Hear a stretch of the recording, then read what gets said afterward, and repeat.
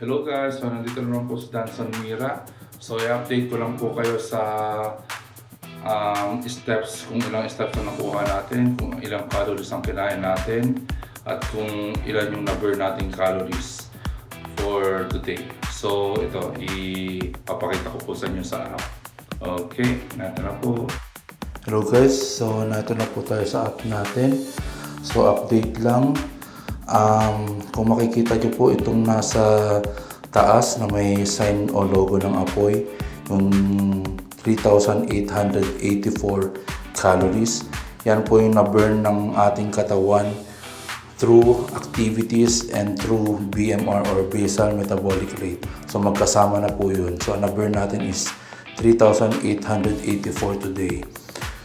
Tapos itong sa lower left, makikita nyo dyan yung 6,142. Yan yung steps na na-take natin for today.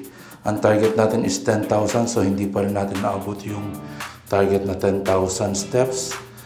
Tapos itong nasa gitna naman na may parang orange na prutas is 763. Nakalagay is 763 calories. So yan naman po yung nakain natin ng buong araw ngayon. So, ang kinain na natin is lunch and dinner. Pagkatapos itong nasa lower right naman po, makikita nyo yung ating timbang ngayon.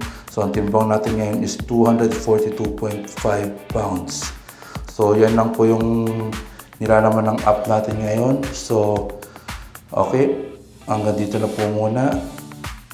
So ayun po guys, so nakita nyo na po yung aking calories burned, yung steps for the day, at yung kung ilang pounds ako at saka yung kinain ko. So hanggang dito na lang po muna, at least nag-lose po tayo. So hanggang dito na lang po muna, hanggang sa susunod na video, paalam!